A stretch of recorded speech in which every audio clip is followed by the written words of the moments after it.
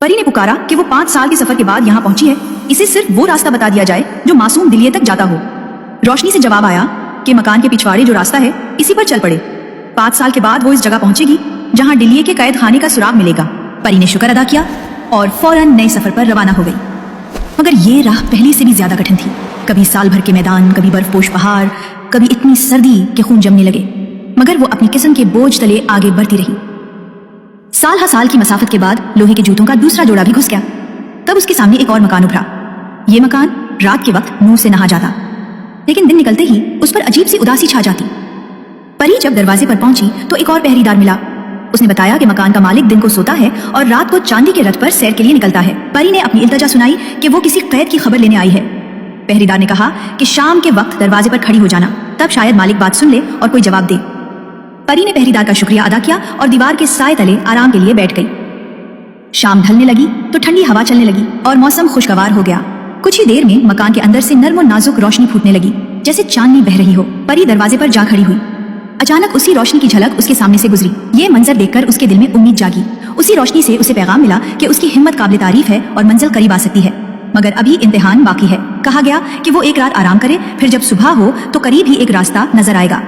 ये रास्ता 5 बरस तवील होगा। कभी खौफनाक जंगल उसका रास्ता रोकेंगे, कभी जलते हुए मैदान और कभी दिल मोहा लेने वाले बागात और वादियां। लेकिन अगर उसने हिम्मत ना हारी तो आखिरकार वो अपनी तलाश की जगह तक जा पहुंचेगी। परी ने दिल को तसल्ली दी और वहीं सो गई। जब मकान पर उदासी छा गई तो उसने आंखें खोली और दूर तक नजर दौड़ाई। वाकई करीब ही एक नया रास्ता दिखाई दिया। उसने फौरन लोहे का तीसरा जोड़ा पहना और अज़्म के साथ अपनी मंजिल की तरफ बढ़ गई। रास्ता बिल्कुल वैसा ही था जैसा बताया गया था। कई घुन्ने और खतरनाक जंगल जिनमें खूंखार दरिंदे और अजदे रास्ता रोकते थे, मगर वो बहादुरी से आगे बढ़ती रही। कभी ऐसे हसीन बागात आ जाते कि दिल चाहता यहीं कुछ दिन रुक जाए, मगर उसने हर लालच को दबाकर सफर जारी रखा। वो जानती थी कि असल मंजिल अभी बाकी है। 5 बरस की थका देने वाली मसाफत के बाद जब सफेद परी ने लोहे के जूतों का तीसरा जोड़ा भी घुसा डाला तो आखिरकार वो उस मकाम पर पहुंची जहां कैद की घड़ी खत्म होने वाली थी। सामने एक मकान था और मकान के अंदर किस्मत का फैसला उसका मुंतजिर। अंदर दाखिल होकर उसने वही मंजर देखा जिसकी झलक भूरे परिंदे ने उसे पहले दी थी। एक मोती जैसी नाजुक लड़की जो फूलों की तरह नर्म और हुसीन थी, मगर कीमती लिबास और जेवरात के बावजूद दिल गिरफ्ता बैठी थी। करीब ही वो बदसूरत नौजवान खड़ा था, जालिम बादशाह का बेटा। 7 उंगलियों वाले हाथ, छोटा सा सर, हाथी जैसे कान, नाक की जगह लंबी सूंड, हाथ में कूड़ा थामे वो दिलिये पर सितम ढाने के इरादे से झुका खड़ा था। परी ने दिलिये के करीब जाकर नर्म लहजे में पूछा, बीबी तुम कौन हो? ये मनहूस तुझसे क्या चाहता है? दिलिये ने टूटी हुई आवाज में जवाब दिया, मैं एक बदनसीब लड़की हूँ। न माँ बाप का इल्म है, न ये खबर कि वो जिंदा हैं या मर गए। ये बदसूरत शख्स मुझे अपनी बीवी बनाना चाहता है। बरसों से मुझे इस मकान में कैद कर रखा है, लेकिन मैं मर जाऊंगी मगर उसके साथ शादी ना करूंगी। परी ने उसकी बात सुनी और मजीद पूछा, तुम उससे पहले कहाँ रहती थी? दिलिये ने भराई हुई आवाज में कहा, मुझे एक काली क्लोटी औरत ने पाला था। उसका सुलूक ऐसा था कि मौत उस जिंदगी से बेहतर लगती थी। उसने मुझे एक मकान में कैद रखा था जिसके 3 दरवाजे लोहे के थे। हर 5 बरस के बाद एक एक दरवाजा खुद ब खुद गिर पड़ता। जब आखिरकार सब गिर गए और मैं बाहर निकली तो यही बदसूरत शख्स मुझे यहाँ घसीट लाया। अब खुदा ही मेरा सहारा है।